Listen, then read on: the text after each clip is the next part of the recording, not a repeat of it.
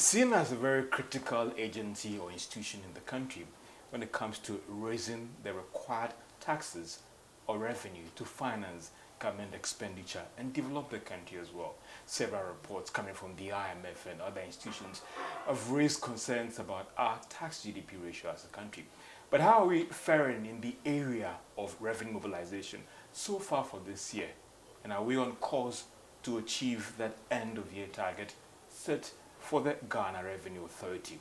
On PM Express Business Edition, indeed engaging the Commissioner General of the Ghana Revenue Authority to get some issues about the taxes, revenue, and how things are faring. Mr. Sapona, I appreciate your time so much, and thank you so much, and welcome to PM Express Business Edition. How are you doing?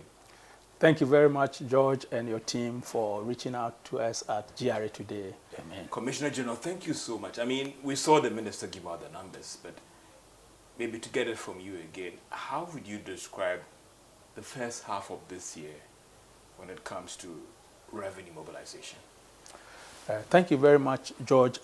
Before I go into directly responding to that question, I think it's important to emphasize that what we do as GRA is ultimately for national development.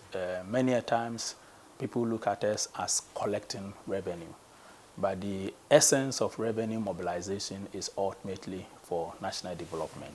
And the national development agenda is as set by His Excellency the President in terms of resetting Ghana, in terms of resetting the economy and making things right. And that begins with a change of mindset and a leadership sense that should get things right so that ultimately the power that Ghanaians have vested in the President, they can feel the benefit and they can feel the impact.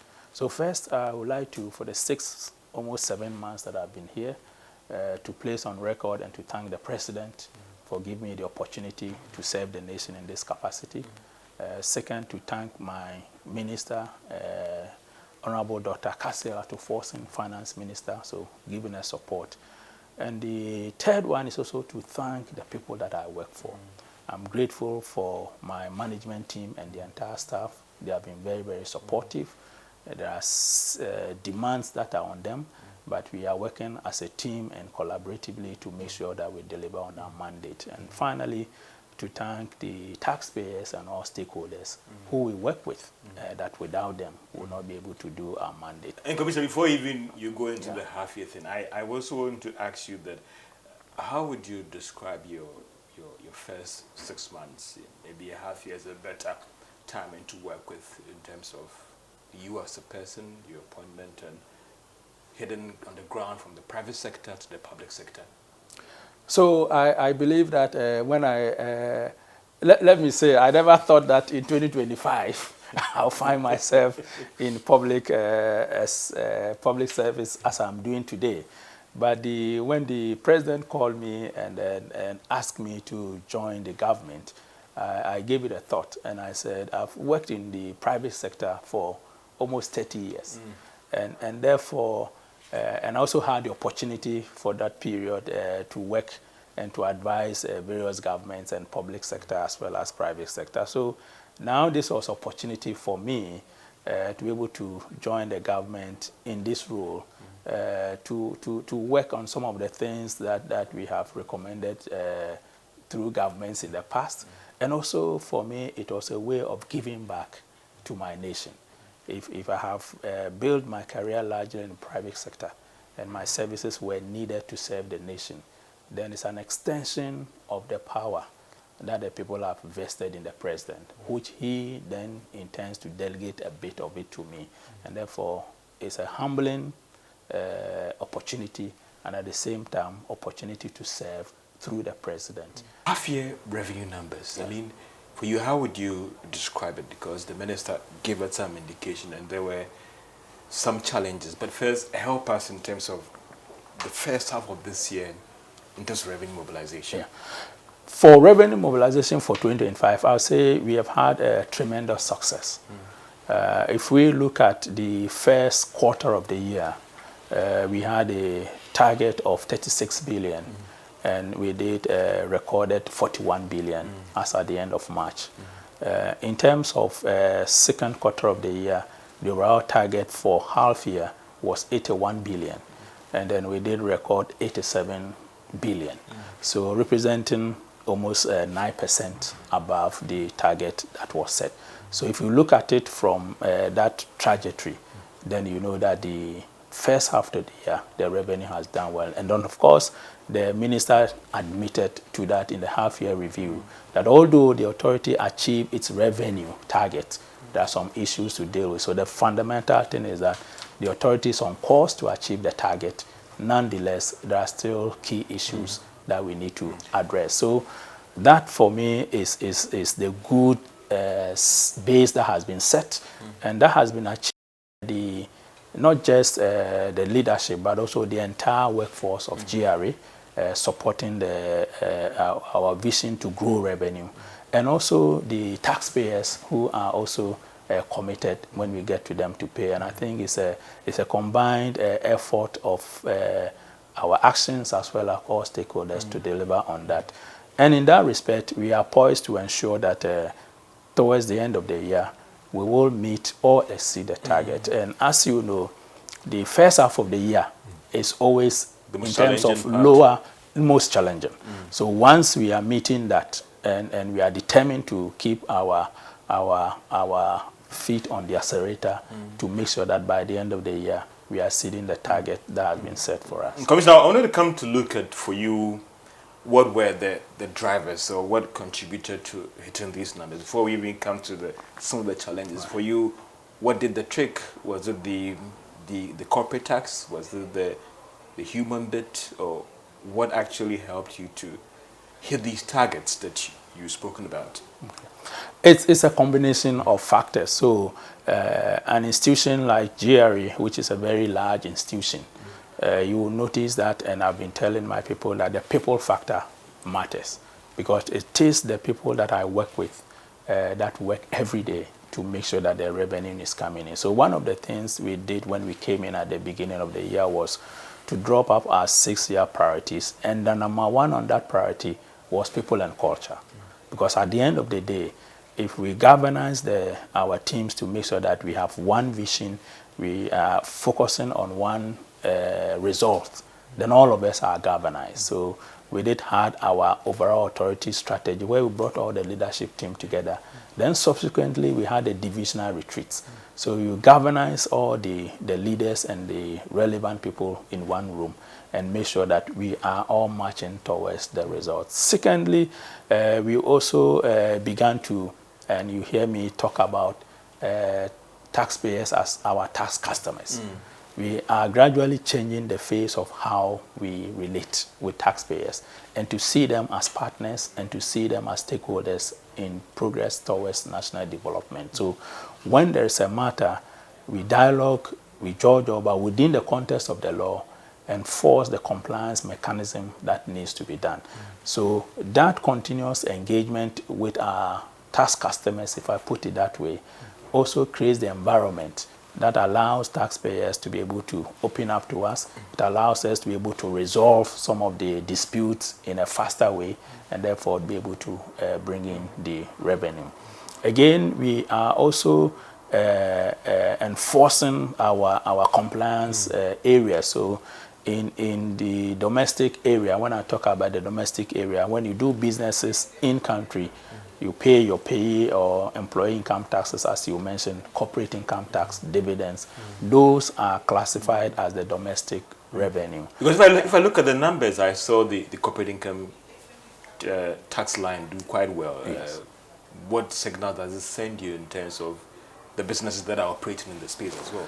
So I think we must relate it back. So again, if you see the first half, the government through the combined efforts of the Ministry of Finance as the sector minister leading the economy, through GRA as the revenue pivot point, and through Bank of Ghana as the monetary policy, you see that the focus has been how do we stabilize the economic environment. So businesses can, one, have predictability in terms of doing business, stability of the environment. So you will then realize that if you look at the key imperatives, exchange rate has dropped, You also see that the cost of government treasury bills also declined. Inflation, we started the beginning of the year around 22, is declining significantly, and the minister has a target of 11.9, which we even believe that we may come down lower than that. And obviously, interest rate will come out. So these are good signals for business. Of course, as the minister indicated, we are not out of the woods yet, but they lay the foundation for businesses to be able to cut down costs, be able to have confidence to do more. Because when these conditions exist, then they are doing more. And that's why we believe that in the second half of the year, we expect business profits to grow, we expect businesses to do well, and therefore, consequentially, tax revenue should also I'll come to what is influencing your optimism about the target, but you talked about Q1, and the minister in the budget highlighted the issue about the custom revenue bit as well, and even the proposed reforms. What is the challenge there? Right. Is it the city's appreciation that impacted the numbers, a bit about the smuggling and all those things? Help me with some education here with a bit about the custom revenue aspect in terms of the overall tax contribution to tax. Yes. So what's interesting is that both the domestic and the customs, in terms of half year, also made their statutory target as presented to Parliament. But when we look at the data, we are fully aware that customs has potential that we have not fully tapped.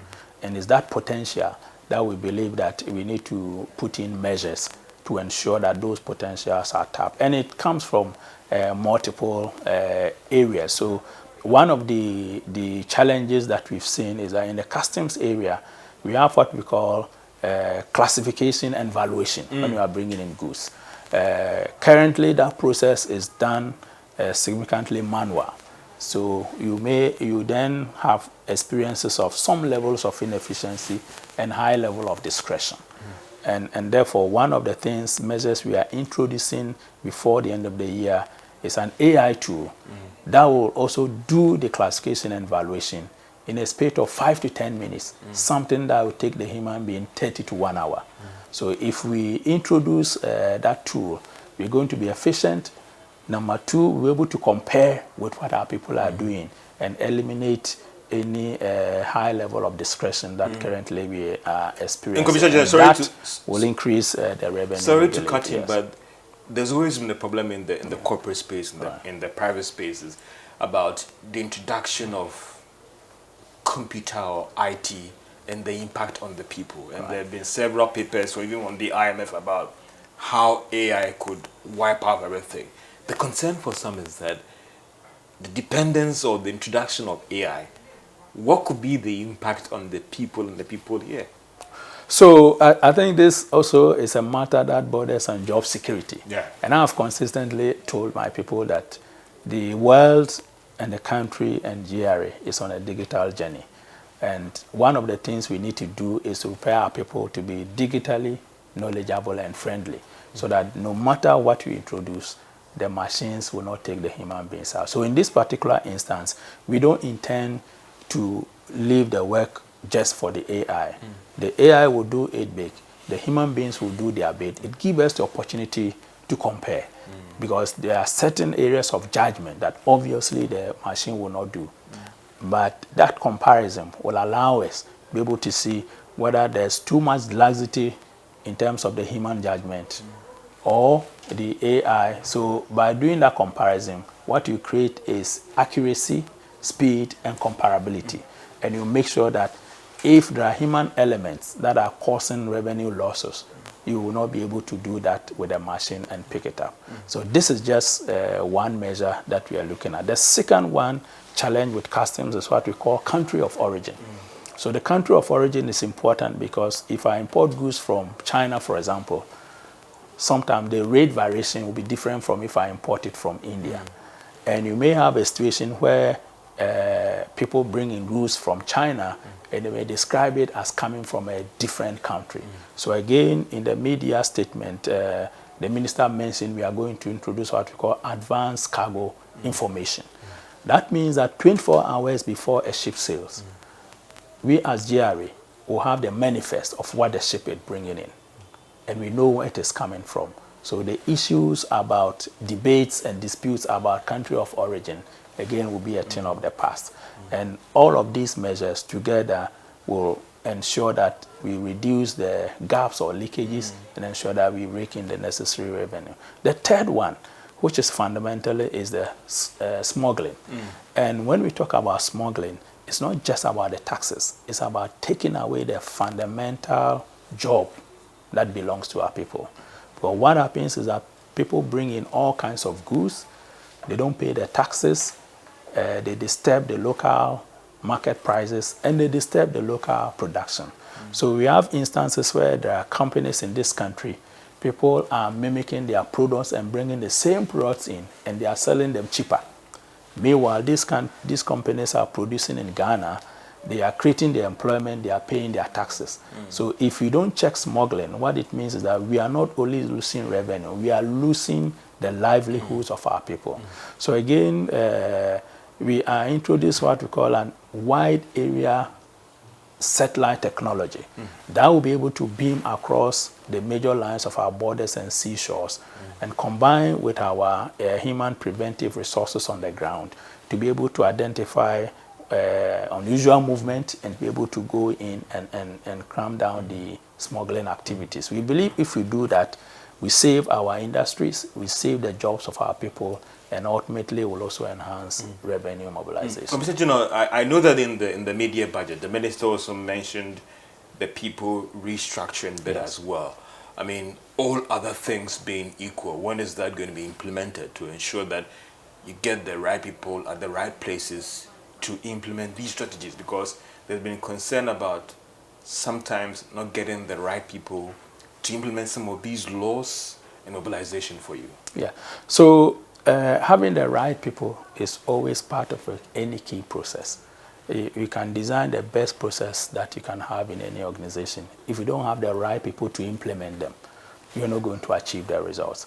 And also one of the fundamental things in business management or managing corporations is also to ensure that people do not become too familiar or comfortable sitting in one place. That's why the move around is going to happen. So part of our own process within GRA, that if you are in a certain department, at least 2 years, we must shuffle people around. And you're going to enforce within that. A space of 3 to 4 years, you must also be transferred from one location. So before the media budget, we've done the first phase of it, which involved part of our customs, particularly within the context of the 24H Plus program. We have introduced that at Tema Port. So we needed to beef up the resources there to be able to do that. So we've done the first phase where we have first done transfers in and out of Tema Port, and we have also reshuffled the resources in Tema.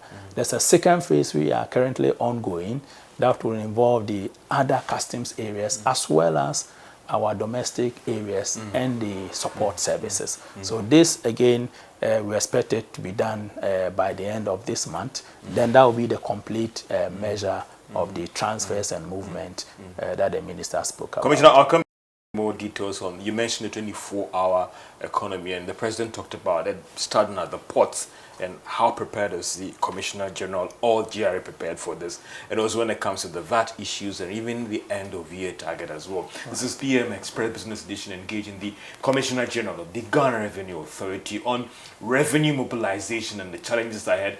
How is GRA working to ensure they end the year on a good note, meeting all these targets and addressing the concerns of businesses? Be right back after this break.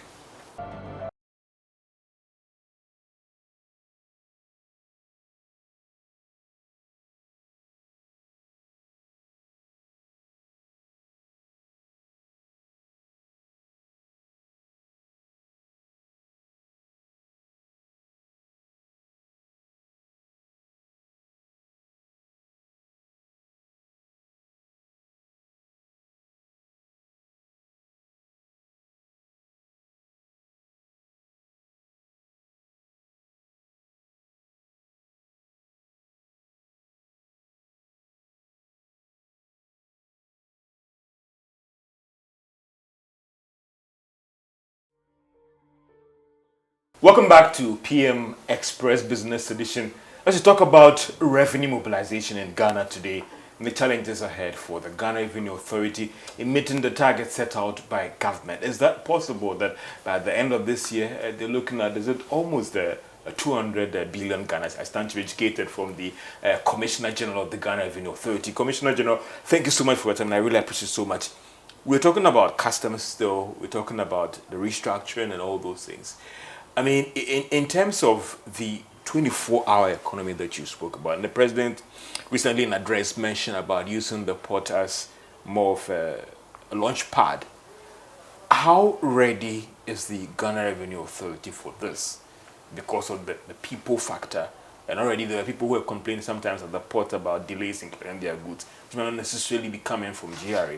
But how prepared is the authority in terms of the rollout of this policy, using the port as a launch pad for this program? Okay. So the 24H Plus is one of the key flagship programs that the President, under the leadership of His Excellency the President John Dramani, has launched. And it's a program that is targeted at industrialization, job creation, wealth creation, and ultimately domestic tax revenue. And therefore, GRA, we see ourselves as a key constituent and partner in terms of the success of this program.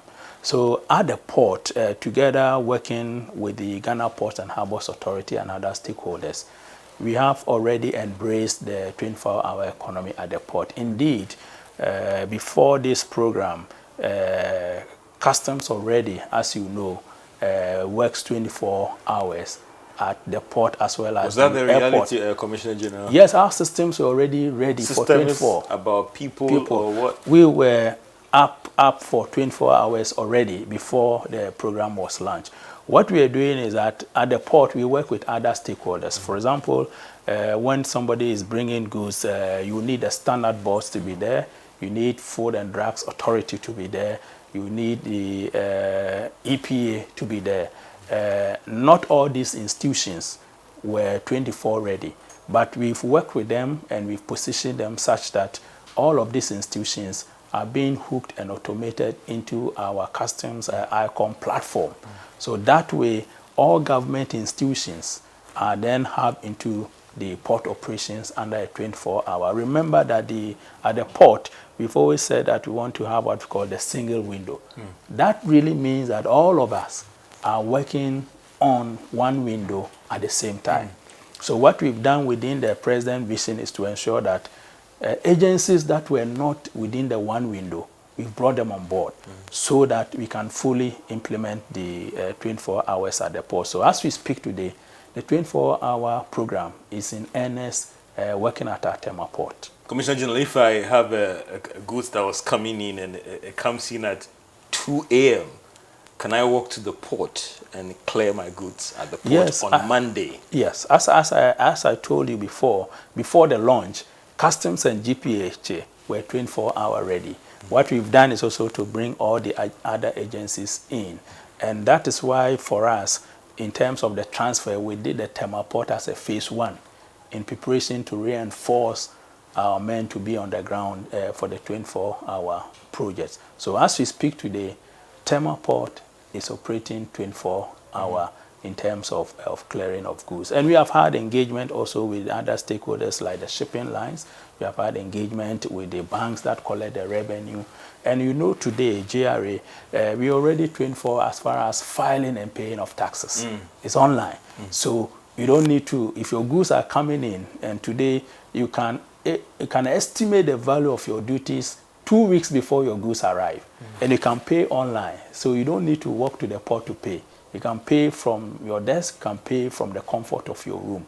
What you then need is the physical clearance, and that's why we added that component at the port to make sure that it drives that operation. So, as I said, because the authority or GR is a key component of the success of the 24-hour economy, we needed to do this so that, one, it facilitates trade, it facilitates business activities. But obviously, for any new initiative, sometimes there could be teething challenges. But as we speak today, we are actually implementing the President's vision of 24H at the port. Commissioner General, help me in terms of all these reforms that are ongoing with customs and then at the port. In terms of the people buying, have you been able to secure that? Because some of these reforms, especially when it comes to restructuring the customs space, sometimes it will not come easy. Have we been able to get the people to buy into these reforms and restructuring that is going on? Yeah. So for every change or reforms, there are certainly there are people who automatically buy in. Sometimes you may have 20% of the people who already buy in. Most of the time you have 50% who are neutral and maybe another 30% who will resist. What we've done is to look at the neutral and the people who resist, which constitute about 60 or plus percent, and to begin one with dialogue. So again, one of my first thing I did when I took over was to visit the Director General of Ghana Ports and Harbours Authority, because a key significant stakeholder as far as port operation is concerned, and to dialogue and agree at leadership level how we can work together to make sure that we are driving some of the reforms, not just in Ghana Revenue Authority, but in these sister agencies. We've continued that. I've had engagement with the Director General of EPA. I've had conversations with the Shippers Authority. We've met the Shippers Association. We've met with GUTA, which is the Ghana Union of Traders Association. Indeed, they visited me here. I also visited them at their offices. In our retreat, we invited them to come and give remarks. So these are the ways that we are getting closer to the stakeholders, so that we explain the measures and the reforms to them, allow them to give us their feedback and incorporate their feedback into the program before implementation. And I think as a human institution, doing this gives everybody the comfort, the voice, and ability to participate. And when we do that, it reduces any form of resistance. And most importantly, to continue to keep our eyes on the ball, to make sure that issues that arise, we are resolving them together. And I think doing so, I believe that these reforms are being accepted and taken in good faith. So when I was coming here, I told one of my friends I was coming to interview the Commissioner General. He asked me to ask you this question: why is the Ghana Revenue Authority not paying money due the National Identification Authority? Thank you. So the issue that has recently arisen in the media, that let me say allegedly, National Identification Authority indicating that GRA owes them millions of cedis, and for which reason they are denying GRA of the use of the card. Let's step back, and we'll recall that in the previous administration, government indicated that the use of the Ghana card should become the tax identification for individuals. You and I do know that the National Identification Authority is funded by government, and this project has been funded by government.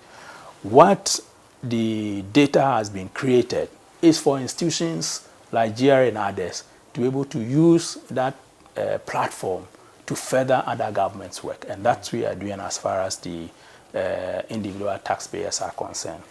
Let me acknowledge that before I took over this reign, or before 2025, there was some form of legacy arrangement between the NIA and GRA. Part of it was for NIA to say that as GRA uses the data, some amount has to be paid to NIA. But the other part was also that GRA made available all its offices nationwide for NIA to operate. So as we speak today, NIA has offices all in GRA offices, for which GRA does not pay, for which NIA does not pay anything to GRA. But these arrangements were not conclusive. So as far as the demand for debt is concerned, when I took over, I have, from leadership perspective, I've engaged the Director General of NIA.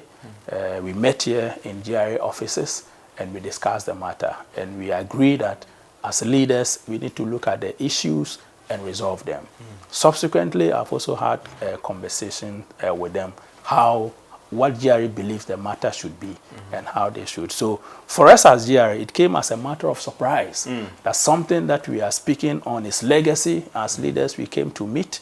We have opened the door and accepted them to discuss further and resolve. So it was a huge surprise to hear our sister agency trying to take the matter to the media and solve it there. It's important to recognize that when you have problems, you cannot solve it all in the media. This is a matter that we need to sit to dialogue, to discuss in a spirit of collaborative manner and solve it. So you notice that from GRA's perspective, we have extended another professional arm to our sister agency to say, look, let's sit down. We know there are issues in this area. We don't fully agree with your assertions and claims, but we are prepared to lead the way to discuss and to resolve the matter. So we've extended a hand to them to meet and resolve. I believe that that is what leadership is for, and the two of us are government institutions to serve the people. Our actions should not lead to destabilizing service to the people or disturbing our core mandate. So we are committed to work with NIA, and we call upon them to extend, take on the hand that we have extended, and let us resolve the matter and deal with it. What also came out was the negative or the incorrect news to say that because NIA has taken that action, people cannot clear their goods. And that's what I was trying to speak. What's the situation as we speak right now? This is not an accurate account. So if you look at tax administration system today, we have the individuals which we are using the Ghana card and businesses which GRA generates by itself. Most of these importers run on business tin. We don't rely on Ghana card. And therefore, it couldn't have been that if you don't have your Ghana card at use, you cannot import. So I want to use this medium to assure all importers that, one, that is not the situation. We have not had any single complaint from any importer. The general public should be assured that that is not the situation. And then we are also working with NIA to resolve the matter. Indeed, once your Ghana card is once validated in your system, it's not something we validated all the time. So if you're already in our system, you are not impacted. It is only needed when a new taxpayer surfaces and they show their Ghana card, then we go to NIA and say, somebody has shown their Ghana card. Is it issued by you? And therefore, for existing taxpayers, both corporate and individuals, this matter is not having any impact at all. And therefore, that's why we say that it was inaccurate, the post that was posted. How far have you gone in this engagement to let it resolve as soon as possible, some would say? So the very day that it happened, as leader of GRA and as part of government, we needed to take the initiative. So I reached out to my colleague at NIA and said, I don't believe, GRA does not believe the media is the way to solve it. Let's sit down in Georgia. I also reached out to the Minister of Interior, who has oversight responsibility for that. And then I've also reached out to my chairman, and I know my chairman and their chairman are talking as at yesterday. So this is government institutions serving the people. We will do everything we need to resolve the matter and make sure that we deliver the service to the people. So the challenge will come up or pop up in public again that you owe me about 400 million Ghana cedis. If you don't pay, I will not I'll let you access the service. No, I believe we'll solve the matter. And as I told you, the arrangement also meant that GRA has also offered service to NI, but you never heard that coming from us until we needed to clarify. So it shouldn't be that we will be putting our problems before the people. What we should be doing is to solve the problems and provide the service to the people. And that's what GRA we are committed to do. So this matter, I believe, will be resolved so that both institutions can focus on the mandate of delivering what we have been asked by the president to do. Would you classify GRA as a business-friendly institution? Let's look at even the engagements of the ports and the challenges people have had with you, and even when it comes to the tax compliance issues as well. Since we are still at the port, let's focus on the port, because there are some businesses that don't want to classify you as a friendly institution when it comes to doing and carrying out your mandate. Right. Let me put it this way. In terms of being friendly, it's always in the life of institution or individual as a process and a journey, and depends upon at which point in time that we are on. So as GRA, today over the last 5 years, we are invested in what we call customer experience resources, where we are engaging our people in the culture of dealing with our taxpayers with respect, with cordiality, but at the same time enforcing the laws that ensure that taxes are paid. You know that, as many will say, two things are certain, debt and paying taxes, and yet people are afraid of debt and taxes as well, because everybody runs away from taxes. But the posture that we've taken as leadership is the using GRA to bring the human face in terms within the context of a customer experience. So this is the journey that we have on. We have a full-fledged department. We are embedded that in our training programs. And we are on the journey at a point where we're going to conduct what we call an annual surveys that people will give us feedback in terms of interacting with GRA. But let me add that because taxes are not palatable, it's not also every individual or business that really wants to pay the taxes. And within that context, the law permits GRA to use some level of reasonable force when individuals are found to are making gains and yet they are not. What would you describe as reasonable force? So the law sets it out. So this is not something that as GRA we come by and define. The law defines what is reasonable force. So for example, the law answers that if somebody owes taxes, we must give them 30 days notice. So we'll give you the 30 days notice and write to you that you are supposed to do that. So after the 30 days, if you don't comply with it, the law gives opportunity to give you a notice that we may use extra force on the individual. And so these are some of the examples the law gives. So in the area of a domestic tax, the law empowers GRA that you have money at your bank account and you are not paying your taxes. You can write to Bank of Ghana and all the banks and say that the primary disbursement of your money must go to taxes. So that we call it a demand notice or garnishee. But this is used very rarely. It's only in situations where the taxpayer has become recalcitrant, and yet we are fully aware that they have funds at the bank. So it means that they are not willing to pay their due taxes to the state. So sometimes that will be used. Or sometimes too, the law also allows us to be able to physically block people from trading. So you may have a situation where you have a trader and then GRA has come severally for you to pay their taxes and they are not complying. Sometimes the law allows us to do. But let me say that these are, I call them reasonable force because then they are not the norm. It is only when it becomes very, very essential that people are doing business. It's clear that they've been assessed. It's clear that they have capacity to pay. But what we also introduced, what the law also allows us to do, and some taxpayers are not aware, is that also in rare occasions, when you know that you are doing a good business, for one good reason or the other, you find yourself in financial difficulty, the law empowers us to be able to sit down with you and plan a 6 to 1 year repayment plan. And this facility, we avail it to many of our taxpayers. But it calls for discipline, where the taxpayer will abide by the plan and make sure that this opportunity given, they will not abuse it.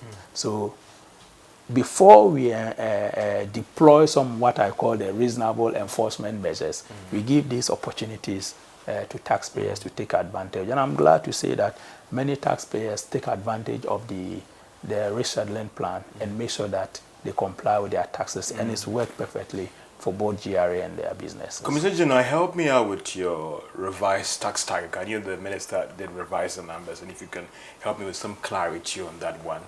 And what are you going to do differently to achieve that end of year target? I mean, coupled with whatever challenges that might be in the economy, what makes you so optimistic that because of ABC that you are implementing, you will be able to hit this end of year target? Right. So there are some short-term things that happen in the first half. Otherwise, the performance will have been better than that. So one is the exchange rates, for example. So if you look at the duties at the port, they are denominated in foreign currency, mostly in USD. And therefore, once the exchange rate, which is overall good for the economy, dropped from 15 to about 10.5, that's 30% sharp drop in CD terms. So obviously, in a spate of 3 months, to come in, you drop it by 30%, you won't. But we are confident that because the rates are lower and the rates have come down, importers have ability to import more. One, the amount of dollars they need is more because they are using less CDs to get the dollars, so they can import more. Number two, when it comes to the duties, again, the rates have dropped. So the amount of cedis they need to import to pay duties are also lower. So we believe that in a space of 3 months, once their initial stock that they were holding gets finished and they are restocking, is going to be more, and we'll regain the taxes from there. The second area is our extractive industry, the mines, and then of course the upstream petroleum, who also largely pay their taxes in USD. So again, once you lose 30% from the rate point of view, you are immediately hit with a 30% drop in CD terms. But again, that is a short-term measure as well. We want to believe that once the value has stabilized, they are also able to reduce their costs, and through that, other taxes from corporate income tax will rise. So it will also again compensate. But more fundamentally, these are the measures that we are putting in place is what will drive that. And one of those fundamental measures we're talking about here is what we call the modified taxation. We've talked about in this country expanding the tax base, particularly for the micro, small, and medium enterprises. We are introducing within a month's time what we call the modified taxation. One, to define at a minimum base taxes that certain categories of businesses will pay a flat. So for instance, if you are doing a business and your turnover is 200,000 a year, we're saying just pay 3% of that. That probably works out to 5,000 or 3,000 the whole year. That is all that you have to pay as a small, medium enterprise. And we are coming out with an app as well, which we'll be deploying very soon to help with registering and to help with paying, because these people will not leave their environment of operating businesses. It is estimated that we have over 5 million of such businesses in Ghana. But potentially, let's take the assumption that we will rake in 2 million of such businesses to the tax net. If on the average, these businesses are paying 5,000 a whole year, that is 10 billion. That translates to 1 billion a year, with potential to grow. So this is one of the measures that we are introducing before the end of the year. The other one is also sustained tax education. We've been doing a lot of tax education over the years, but we come to the point where we realize that still many Ghanaians are not fully aware of their civic responsibilities insofar as contributing a bit of their income for taxation. And therefore, by next month, we are launching nationwide tax education that we'll do continuously, not only as GRA, but with other stakeholders, to make sure that awareness creation in terms of paying taxes, awareness creation in terms of how taxes are used for, and means of paying taxes in a convenient and easy way, so that people will naturally embrace these their tax responsibilities and do that. Let me add 2 more areas that we are focusing on. Data and technology is the way to go to make sure that we as GRA are ahead of the curve. So today, we have the digital economy where many of the young people, they do business online. The commerce and means of transportation is through Uber or Bolt. They buy online. So this is the future of the taxpayer. And we must be future ready now and also into the future. Are you moving to be heavy in that space in terms of... Yes, so we're already on the digital journey, but before the end of the year, we are introducing a digital technology such that transactions that are taking place online, we have visibility of it. We are able to see the amount of value of transaction taking place, and also importantly, deduct the tax component at the point of payment. This is going to be a game changer for both institutions that are outside Ghana but trading in Ghana, and for institutions that are trading in Commissioner Ghana. General, help me with some education Yes. here. In terms of moving into this space, Right. would it still be within the tax laws and your mandate? Because often when these things are done, the argument out there is that there's a new tax line being introduced. In terms of moving into this commerce space, and even sometimes when it comes to the Apple products and all the rest, are you still working within your mandate in capturing these activities? Indeed, yes. So, you know, the policy of His Excellency the President and the Minister is that we are not introducing so many new taxes because we already have within our tax laws sufficient measures that, once implemented, will help us deepen and expand the tax net. So today, online business tax rules already exist, which is, for example, within there are no new taxes. So the VAT, if you are buying as you walk into a physical shop, you pay VAT. The same way when you are buying online, you pay VAT. Okay. So what we are doing is to use the technology so that when people buy online, we are able to assess the VAT and deduct at the point of payment. So that today's challenge of not finding them to come and file or not even knowing what they have done online will be a thing of the past. And that introduction of technology we are working on, again, that's something we believe that by September, we will deploy that technology and run a pilot for the end of the year and scale it up. One interesting area, crypto. The crypto is evolving and growing very well. And today we have people who are dealing with cryptocurrency and they are making money. That area is evolving. Our laws are coming up. So again, we are working with Securities and Exchange Commission and Bank of Ghana to bring the regulations. But in terms of tax laws, the tax law is still not a new one. If you make profit or gains, you're supposed to pay the tax. If I go into the crypto space, today the technology we are going to deploy, it will be able to bring in all the crypto accounts into focus. And then we will work with these individuals to make sure that we bring them into the tax net. So digitization and digital economy is here with us and into the future. And most importantly, even the taxpayer of the future is digital. And that's why we as GRA are preparing ourselves to be digitally ready for today into the future, so we can continue to deliver on our mandate of revenue mobilization. Commissioner General, when we come back, we look at VAT. I know there have been a lot of reforms that is going in that space. Understanding the VAT structure itself has been a problem for some people. And with respect to all these reforms that are going on, are we going to see the new reforms kick in place October or September this year? And also when it comes to those foreign transactions as well, how is the Ghana Revenue Authority working to capture all those things in the space? This is PM Express Business Edition. We'll be right back after this break. Welcome back to PM Express Business Edition as we engage the Commissioner General of the Ghana Revenue Authority on revenue mobilization in this country today and the challenges ahead. What are they doing differently to ensure that they meet that end of year target set out by the Finance Minister? Commissioner General, I was talking about VAT, but even before I get to VAT, I think you raised a very important point about the city's appreciation.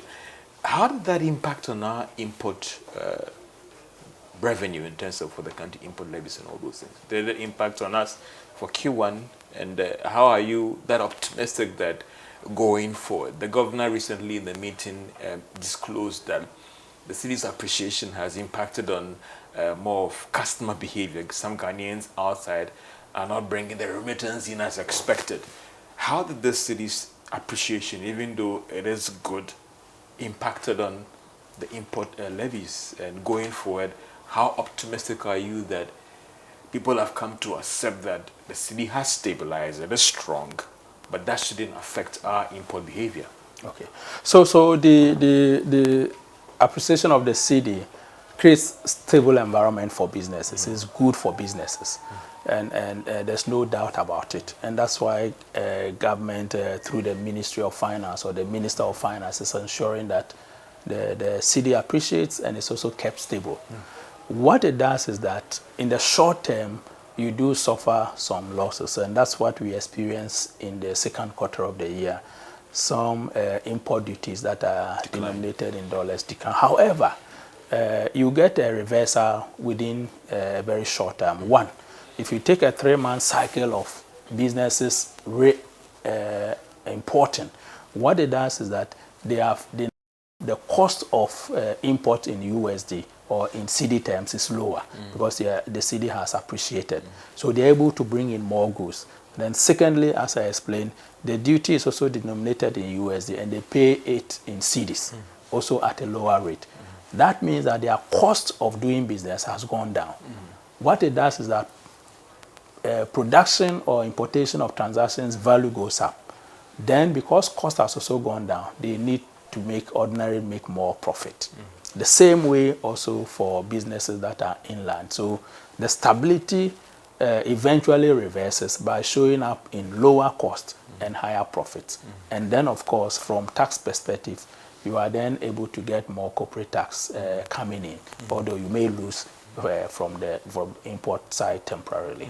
So that's why we believe that if we work with businesses and ensure that we stay close with them and be efficient in the way we deal with business, we may lose temporarily, but in the medium to long term, over the next, when I mean medium, is that the next 3 to 6 months, these are going to be reversed, and we will be able to get it back in the tax revenue.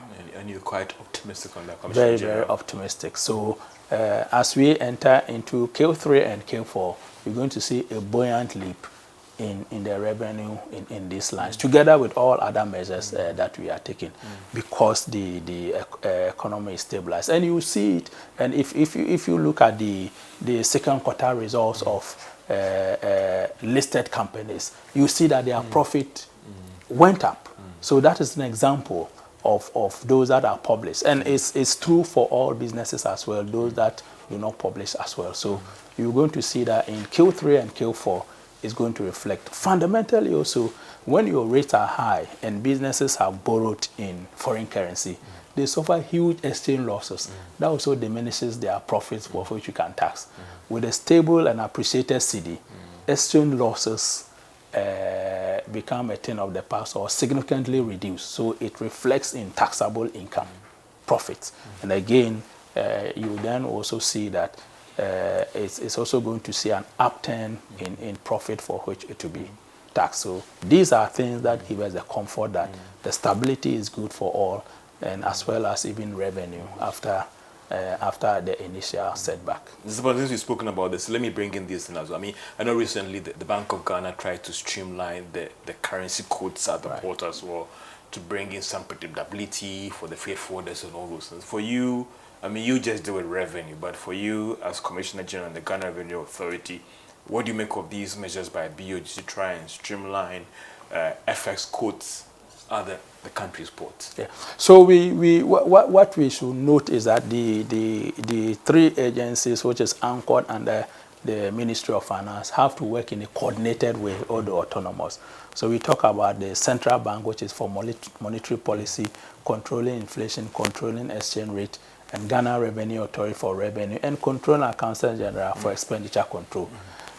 These institutions under the umbrella of Ministry of Finance work in a coordinated manner to make sure that policy measures or administrative measures from each institution are in sync with government policy and direction. So it's as we said, we all agree fundamentally that the stability of the cedi is important and its appreciation, and therefore central bank working on it.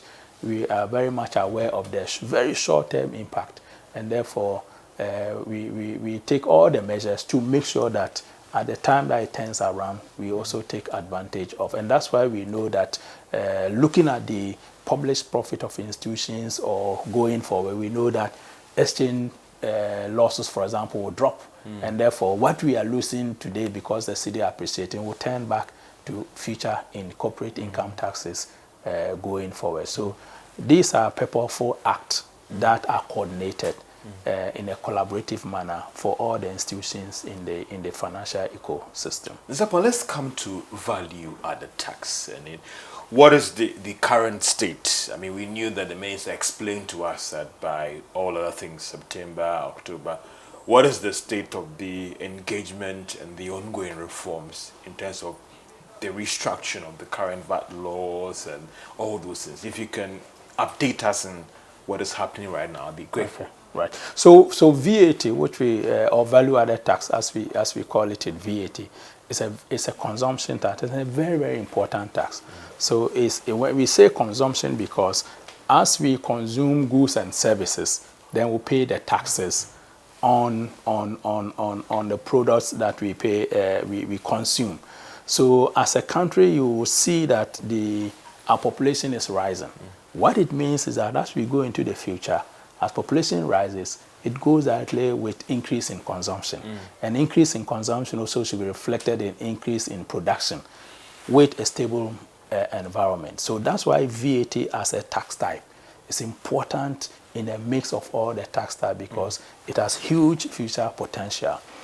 But currently, the VAT that we are operating in Ghana has had several challenges. So one, people wouldn't know, but for example, today we have 3 levels of VAT that we are operating. Those that are exempt, those that are on what we call 3% rate, and those that are on the standard rate of 15.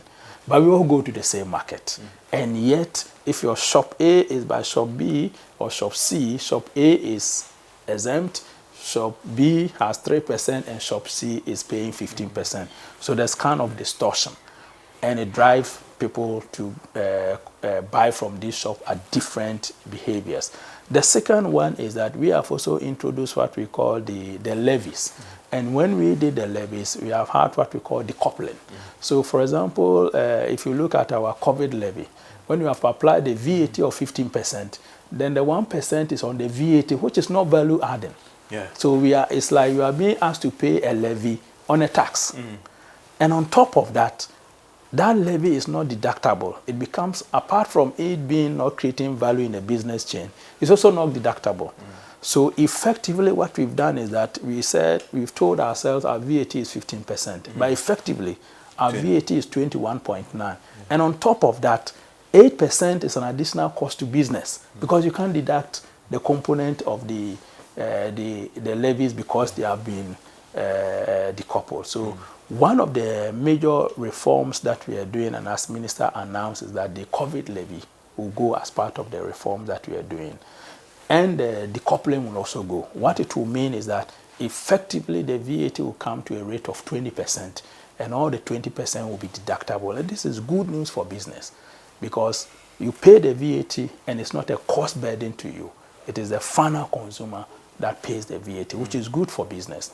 Number 2, what we are also, on terms of that roadmap, we started with the support of the IMF to do both what we call policy review in terms of the policy direction of VAT and the administrative review in terms of the existing laws and how we operate it.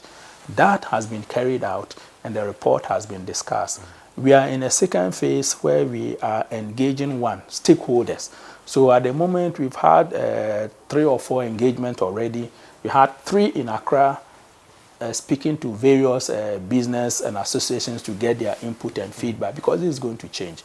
We've also had in Kumasi, we have Temale, and then of course Takrady. So these engagements are ongoing to solicit feedback from businesses and individuals so we can make an input. And the third component, which is at the same time ongoing, is reforms of the laws. So all these changes and feedback that we are getting will mean that we have to input them into the law. And the timetable is that we want to come out with a new bill by September, which will allow the minister to lay it in Parliament in the last quarter of the year so that we are ready to implement the new VAT law if Parliament approves it beginning of January. But on top of that, we're not going to be successful if we don't drive it by technology. So in our laws today, we have what we call Fiscal Electronic Devices Act, which we passed in 2016, but we've not implemented it. So we're going to deploy technology because that law was meant for GRE to deploy technology to drive VAT collection, which we've not done. So government is very supportive, the minister is very supportive, and is going to support GRE to also implement the technology component of VAT so that the reforms are both policy, administrative, legal, and technology. And the combined effect is that it will give us the opportunity to mobilize all the needed revenue from VAT and to block the loopholes. The assurance I have from you is that you will indeed recommend to the minister for the COVID levy to be removed by September. That's assurance. Because there are some who say that the engagement and the whatever has kept too long. So it's not just the assurance. I think the minister himself at the media budget indicated that in the 2026 budget, COVID levy will go. So it's not September. That September is really October, November when he lays the 2026 budget. He's going to make the proposal to Parliament that as part of the VAT reforms, COVID levy is going. So he's made that statement. And Honorable Arthur Forson is the forcing that forces. Once he has made that statement, he's going to make sure it is delivered. In terms of this engagement that you're having, again, what will be the effective VAT rate? I say it's going to drop from 22 to 20? Yes, that's what we are targeting at, because really the 22% is the decoupling and then the COVID levy. Once you remove the decoupling and the COVID levy, the standard VAT rate is 15. Then you have NHIS and GET Fund, 2.5. So it becomes a nominal 20%. So the simple mathematics, that's what we're going by. Ghanaians will enjoy the relief. They will see the vision of President His Excellency John Dramani Mahama as a government that want to reform tax measures, make tax affordable, simple for the business people to operate, so that overall, when the business environment is good, we can generate the needed domestic mobilization. Commissioner John, I mean, you being in private sector, some will say that an effective rate VAT of 20% for any business person, that is still too high. Relatively. But you should know that that's a very leap jump. When you move, you lose revenue from 22 to 20. But that's the journey. And that's why we are complementing with technology. I want to believe that once we are successful with the implementation of technology and we rope in a lot more VAT payers onto the net, and we are able to generate the needed revenue, nothing stops government to even reduce it further. But starting from 22 to 20 is a very good start. What are you also dealing with the understanding of the laws? I engage several people, and you working in the finance and accounting space, even understanding the law is a challenge for them. Yeah. That they do this, the next thing GRA comes to them with this notice, letters, and they are struggling to understand your laws. And that's why some classify you as not being business friendly, because the understanding of the law itself is factored into the compliance, and every day they're getting notices and letters from the Ghana Revenue Authority. Right. So this is a complex matter, and it has to be solved from various angles. So the first one, to deal with the mindset, which is tax education. And that's why on our own, and you notice that this was also announced by the minister in the 2025 budget, that GRA should introduce sustained tax education. So we have taken on that mandate, and by September, we are going to do the national launch of sustained tax education. What we do is that we're looking at our current form of tax education and revamping it. And we are revamping it with the support of other collaborative states as well as private institutions that will help us to simplify the tax education, create more awareness so that people understand their responsibilities. Number two, we are also, for example, in the area of small and medium enterprises with the modified taxation, going to simplify tax forms. As I said, today's complex tax filing, you have to state your income, state your expenses, classify the types of revenue. We are going to do away with that for that segment of taxpayers. You will tell us how much revenue you are making. Give us a 3% of that. If it works out to be 5,000, that's all that you pay. And you pay this on your app, or you pay it on your mobile, or you pay it online, which currently we have. So solving it through education and awareness, solving it through technology, and solving it through encouraging more people to be voluntary about it will ensure that these issues about challenges either on the taxpayer or a tax officer who really wants to collect the money for the state in what I may call not so friendly manner will become a thing of the past. Mr. General, as you try and wrap up on this discussion, I want you to help me. I know whether I've got the technical wording right, but I know that recently you started a program where you were trying to let people voluntarily declare certain engagement that they do outside the country and everything that are being earned. Maybe help me out with the correct definition of that tax line. Okay. What is the status of that program that you undertook, and in terms of what has also come in as well? Right. So we refer to that as what we call the automatic exchange of information or voluntary disclosure program.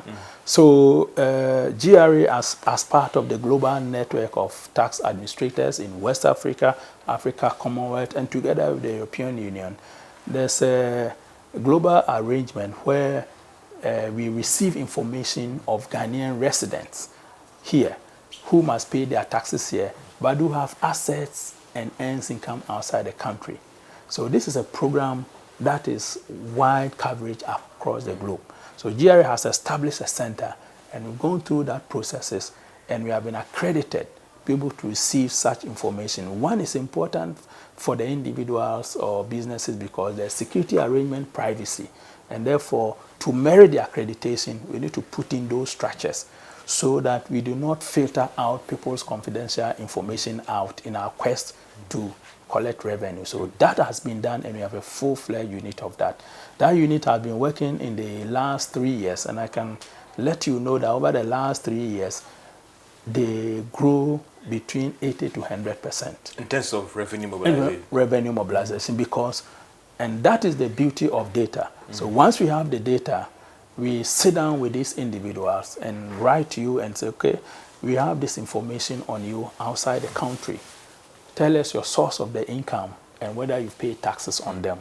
And we judge with them, they're able to know which ones they've earned outside, they haven't paid taxes in Ghana. We take account of taxes paid outside and what they are supposed to pay here, and they pay. Then there's a second component of what we call high network individuals. So these are individuals who have assets or earn income in excess of 1.5 million, which is about 15 Ghana cedis. Yes, so 1.5 million USD. Okay. Which will be about is it 10 million or 15 million if you use today's rate. So if you are in that category, it means that you have potential to pay more taxes. So again, we have a full-fledged unit that comes in a very cordial, friendly manner, because such individuals do not want noise about their assets or income.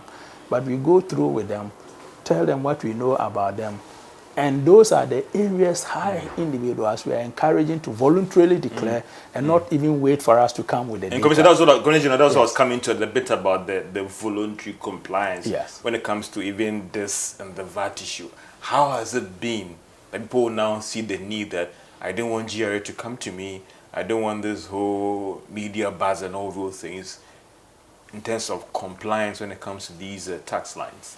So in terms of the automatic exchange of information and high network, it's working well.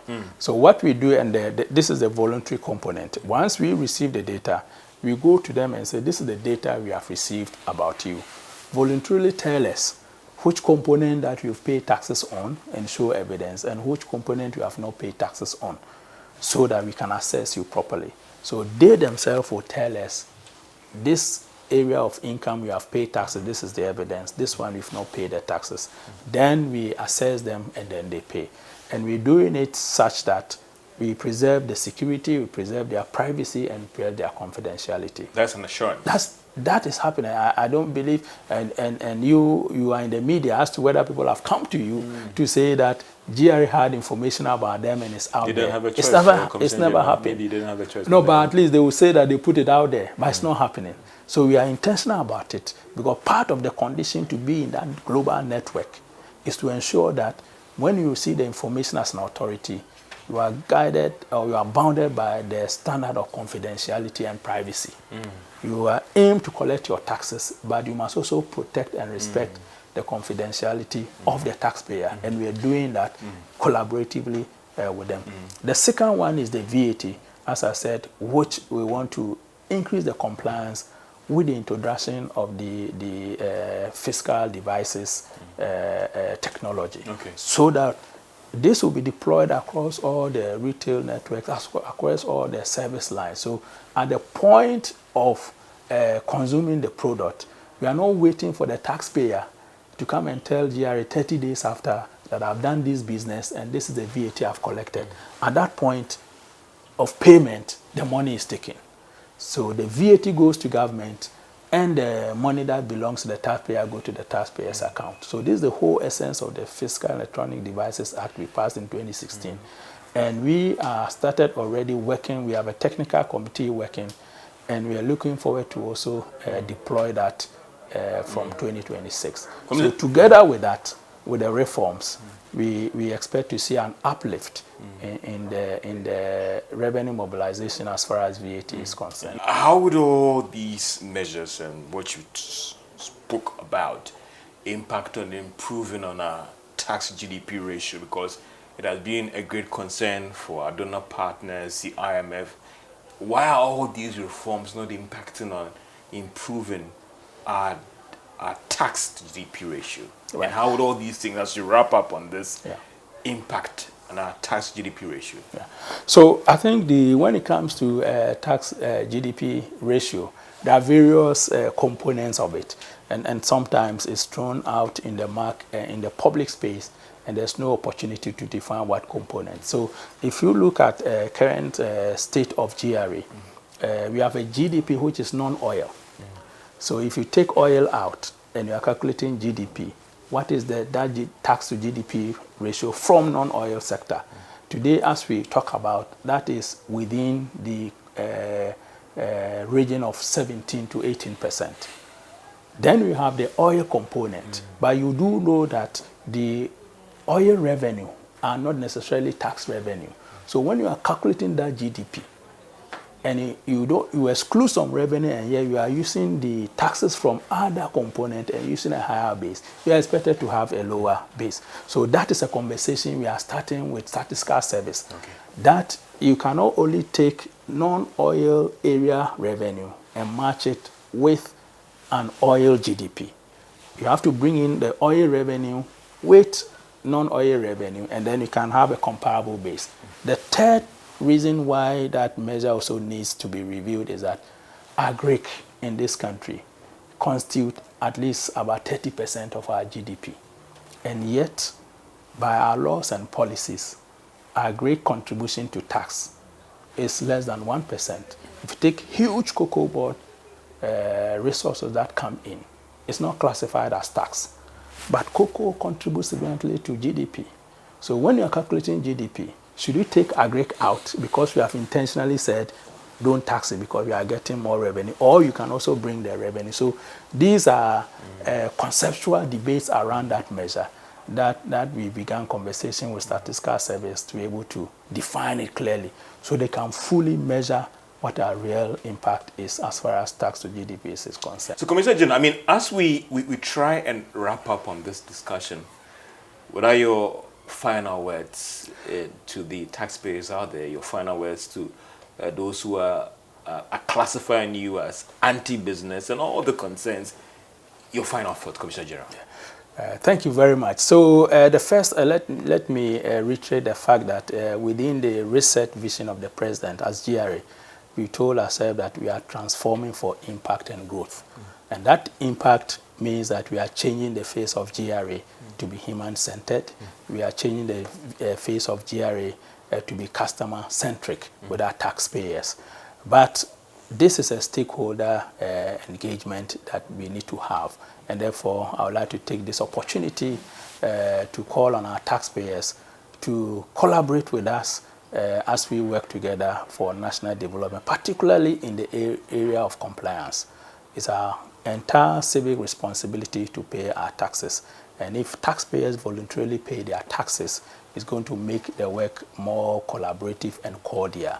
And we pledge that as we move forward, that's an area we continue to improve and to make sure that people pay their taxes with a smile, and that way we'll build a nation together. But in terms of growth, it's also important to establish that this nation can only develop when the government has the needed revenue. And GRA has the mandate to mobilize domestic revenue to support government agenda. So we've set ourselves the vision of 360 by 28, which means that in today's terms, you said we are doing 200 billion. But we are also looking forward to say by 2028, GRA should be mobilizing not less than 360 billion in support of government agenda. So this will be a transformative move to ensure that needed revenue is raised to support the agenda. And this is where we are working, one, on our people, as I said, people and culture. Number two, technology-driven GRA. Number three, data-driven and insight-driven GRA. We believe that if you combine transformation on people, transformation on technology, and use the insights from data, GRA is, we prepare today and to the future to deliver on substantial growth of revenue to support the national development and ultimately the reset agenda of His Excellency the President John Dramani Mahama. We look forward to live long and to see the realization of this vision, and GRA also delivering on that. And we can only do that in partnership with our taxpayers. And therefore, as I conclude, I want to thank them and to call on them to be compliant and to support us on this journey. Mr. Sapon, I'll come back Q1 2026 to find out whether you've been able to achieve this end year target and what else you're doing to ensure that 2026, maybe you achieve the 360 before the 2028 target you've set for yourself. So I'll come back in. That would be grateful if you do 360 by 26, but at least for now it's for 28. But we look forward to having you in being K1 too ambitious, right? Anything is workable within the vision of the president. This has been PM Express Business Edition, engaging the Commissioner General of the Ghana Revenue Authority, Mr. Anthony Sapon, on revenue mobilization in Ghana today and what measures they are putting in place to ensure that they achieve that end of year target and even that target of 360 billion Ghana cedis in terms of revenue mobilization, and how that will impact government expenditure, growing the economy and making sure that we indeed get to the upper band of a middle income status. My name is George Wiafe. I know the debate will still go on in your homes and offices about what can be done right to achieve this target as soon as possible. Have a great day.